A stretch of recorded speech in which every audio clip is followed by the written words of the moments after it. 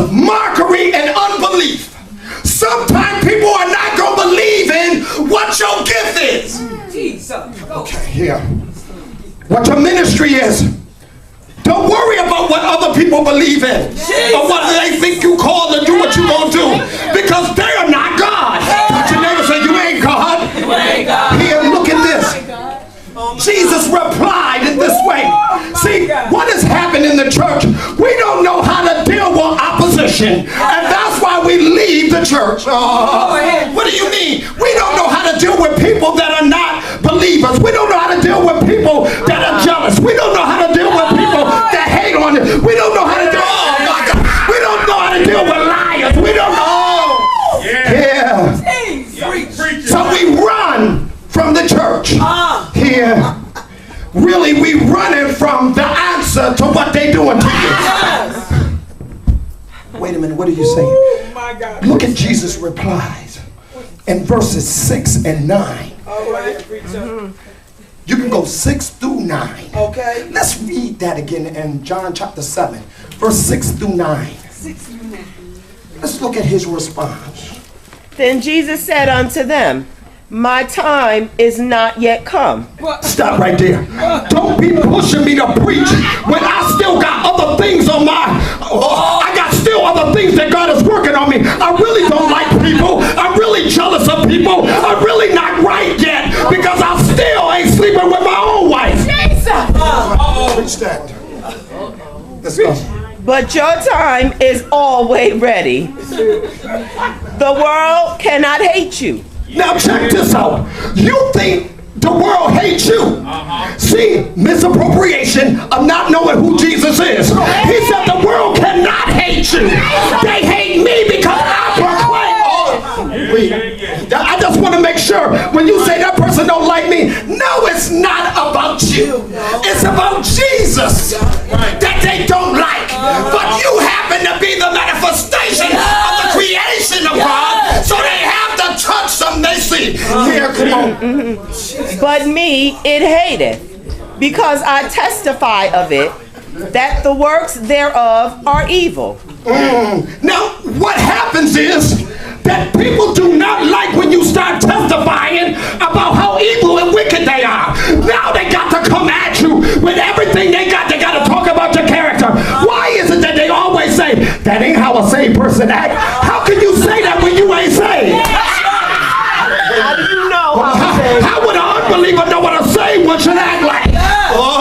And you get your hair all twisted up because somebody called you not a Christian. The devil is a liar. First you gotta be saved before you know what's up. Here, when we look at this. My God. Thank you.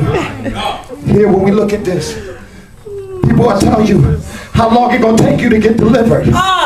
You don't get delivered until God remove what you are waiting on them to do. Wait a minute, what are you saying? I was strung out on drugs. I don't care how much I wanted it to be gone.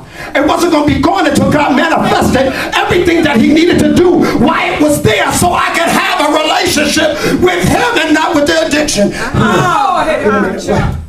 Look at this. I wanted it to be gone. I still had the cravings. I had to wait until he delivered me. I can't deliver myself. Why is it that you always telling somebody you should be over that now? You should be, that should be past you now. Who died and left you, boss? God does not remove nothing until he show up here. Yes. Yeah, that's what. And some things he will not remove in your life. Some things is the only reason why you are still saved is because he left that little thing in your life. Go ahead. Yeah, when we look at this, it is not time. The day for his proclaim, for the man's proclaiming. Jesus didn't let them rush them by groupies. He didn't let them rush him in there, because had they known what time he was coming, the people would have escorted him out prematurely before his time. What has happened in the church?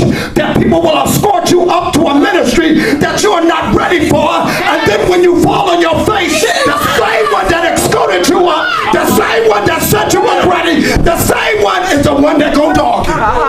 And say what you're not. Here, when we look at this, it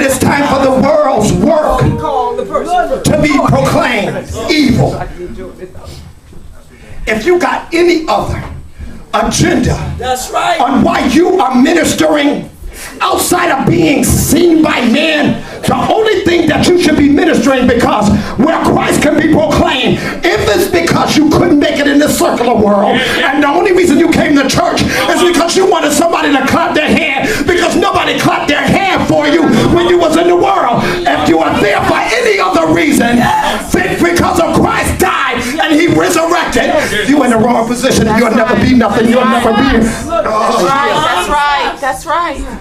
Go ahead, it's going to be tight, but it's going to be right. Tell your neighbor, I'll do it. Move over. I need some room here. When we look at this, Jesus was focusing on something. He said, it is not time for his full revelation. That is the revelation of his death.